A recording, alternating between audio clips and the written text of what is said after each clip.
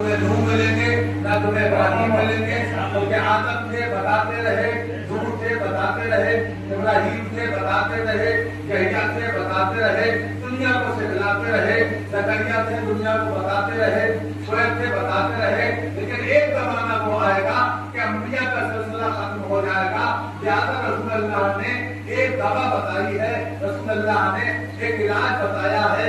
क्योंकि शैतान ने साफ साफ कहा था, ऐ मेरे परवरदिगार, मैं जरूर जरूर तेरे सीधे रास्ते पर बैठूंगा, सीधे रास्ते पर बैठूंगा। तो शैतान कभी जुआ खेलने वाले को नहीं बहकाता, शैतान कभी शराब पीने वाले को नहीं बहकाता, शैतान कभी ज़िनाकार को नहीं बहकाता, शैतान कभी गीबत करने वाले को नहीं बहकाता, क्योंकि वो खुद शैतान है। और शैतान को परवरदिगार आलम ने इतनी ताकत दी है, इतनी कुव्वत दी है कि वो इंसान की रगों में चला जाता है, माओ के पेटों में चला जाता है, इंसान के लहू में, इंसान की नसों में बेबस हो जाता है। ये अथॉरिटी दी है परवरदिगार आलम ने शैतान को। लेकिन शैतान जब खुदा की बारगाह में अकड़ के खड़ा हुआ, अरे मेरे परवरदिगार, खलक़तनी मिनन नार, तूने मुझे आग से बनाया है, और इसे खलक़तहू मिन तीन, तूने इसे बनाया है, उनकी ज़मीर हज़रत आदम की तरफ है, इसे बनाया है, इसे तूने मट्टी से बनाया है। लिहाजा आग बेहतर होती है मट्टी से, लिहाजा मैं इसके अंदर हूँ। लेकिन परवरदिगार आलम ने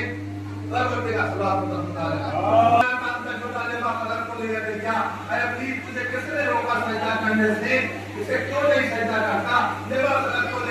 जिसे अपने दोनों हाथों से बनाया है। अब अकल कर खड़ा हो गया शैतान, और अकल कर जब खड़ा हुआ तो परवरदिगार आलम ने निकल जा मेरी बारगाह से, तू रजीम है, तू रजीम बारगाह है, तू शैतान है। इन्ना अलैका लानती इला यौमिद्दीन, तेरे ऊपर कयामत तक के लिए लानत है। लेकिन अब जैसे ही परवरदिगार आलम ने कहा तेरे ऊपर कयामत तक के लिए लानत है, तो ये कयामत तक की जिंदगी दिन रात परेशान रहती है। नमाजी हैं, हर वक्त परेशानियों में मुब्तला रहते हैं, रोजा रखते हैं, हर वक्त परेशानियों में मुब्तला रहते हैं।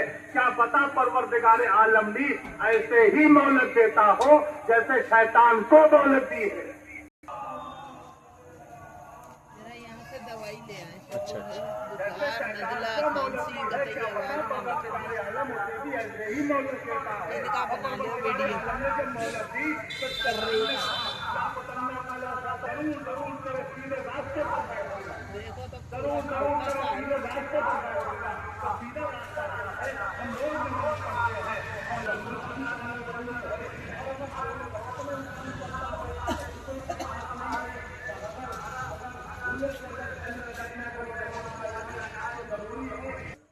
अब सूरह भी बराबर नहीं है।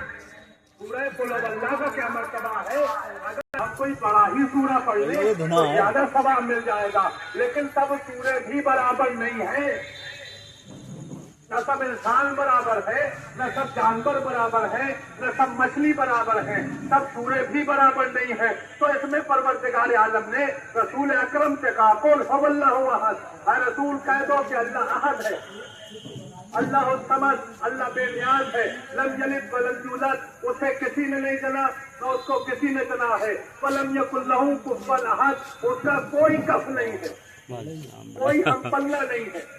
तो अगर कोई चाहे, हम पूरा कुल्लू अल्लाह को हटाने के बाद कोई बड़ा सा सूरा पढ़ते हैं। कुरान में बहुत बहुत बड़े सूरे हैं, सूरह बकरा जैसा सूरा, सूरह यासीन जैसा सूरा, सूरह जुमा जैसा सूरा, इतने बड़े सूरे हैं। तो क्या वो इससे कुल्लू अल्लाह को छोड़ने के बाद अगर वो सूरह यासीन पढ़ने लगे तो क्या उसे वो सवाब मिल जाएगा? नहीं, कुल्लू अल्लाह का सवाब और है, इसे पढ़ना ही है, पढ़ना ही है। तो सब सूरे भी बराबर नहीं है, सब सूरे। अब शैतान ने क्या कहा? अलहम्द का मुकाबला किसी सूरे में, क्योंकि जो पूरे कुरान में है, जो पूरे कुरान में है वो अलहम्द में है, जो अलहम्द में है वो बिस्मिल्लाह में है, जो बिस्मिल्लाह में है वो बाए बिस्मिल्लाह में है। और मौलाए मैं वो लुकता हूँ जो बेग नीचे सलमान को